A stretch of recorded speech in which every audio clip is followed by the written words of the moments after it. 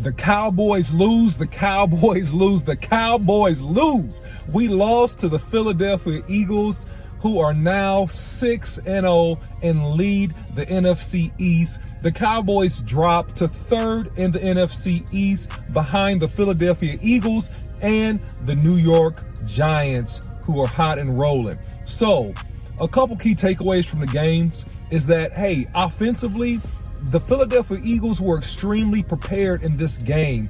They really picked their shots in the second quarter in particular, and really most of the game.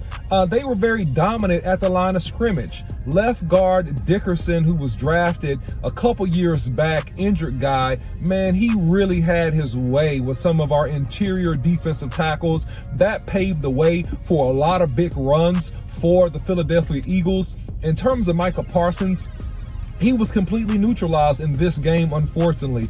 Run pass options were the weapon of choice to neutralize Micah Parsons in this game, and he was yielded to be fairly ineffective, and he was double teamed the other times anytime he tried to get upfield and he began to get pressure on Jalen Hurts. And so with the defense and the offense sputtering in the first half of this game, man, that was enough to get the Philadelphia Eagles up to a 20-0 start, and it proved to be just a little bit too much for the Dallas Cowboys to overcome. Now, the Cowboys did roar back, a comeback with a vengeance in the second half, scoring a couple touchdowns, putting a field goal up on the board. But then in a critical drive, the Philadelphia Eagles marched down the field, scored the game-sealing touchdown, and, off we go. So at the end of the day, there's good and there's bad to this. And it's not all bad and it's not all good. Actually, it's more good than bad. It's more good than bad, believe it or not, because the Cowboys are playing with their backup quarterback. To date, we are 4-2 on the season. And listen, Rush did a great job, as best as he could in these set of games that we played. But this was really important for Cowboys fans, and even I think for the front office, to see that there is a difference between Dak Prescott and Cooper Rush. And Cooper's done a great job. But some of the throws and the turnovers and ball placement and not strength on the ball, those are things that you really don't get with Dak Prescott.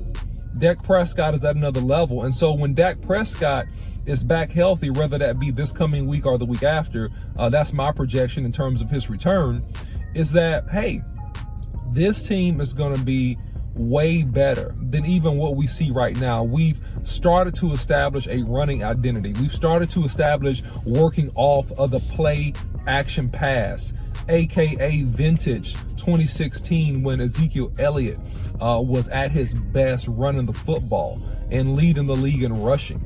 And we saw some vintage Ezekiel Elliott, point number 2, in this game.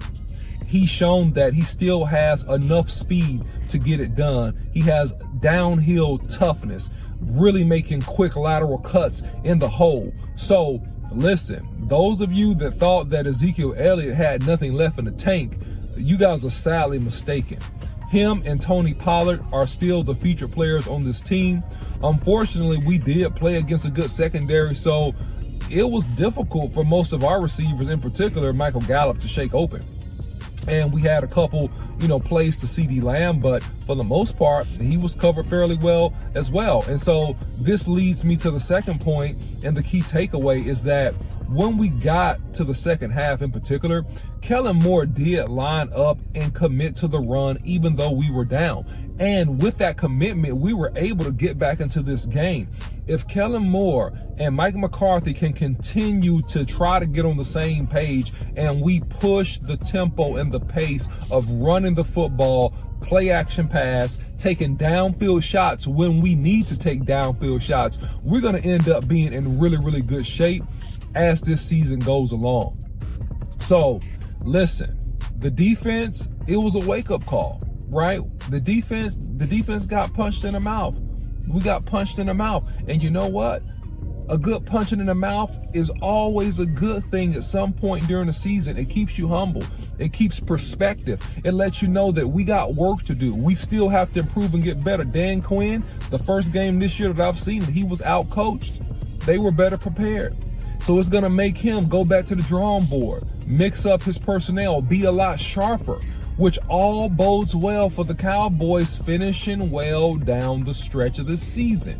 So, am I worried about this loss? Not really. It's a good loss. It's a loss, but it's a good loss because of when it happened. When we get Philadelphia next, we'll be more than ready. Dak Prescott will be back at the helm as starting quarterback, and this defense will have a solution for the RPO, and we will figure out how to be much stronger at the point of attack. And also, listen, we're going to continue to get better and better with the play action pass, with Dak Prescott being the quarterback. So keep your head up, Cowboy Nation. Chalk this one up to an early season loss. We don't need to be great now. We need to be good now. We need to be great in December and in January. That's when we need to be great. And so that's what I see. The course still is on the appropriate path for this team to do exactly just that. So listen, guys, don't forget to like, share, and subscribe to these videos. Follow Boss Cowboy Sports on YouTube, Instagram, Facebook, and Twitter. Follow me, the OC100, on Twitter. And until next time, see you.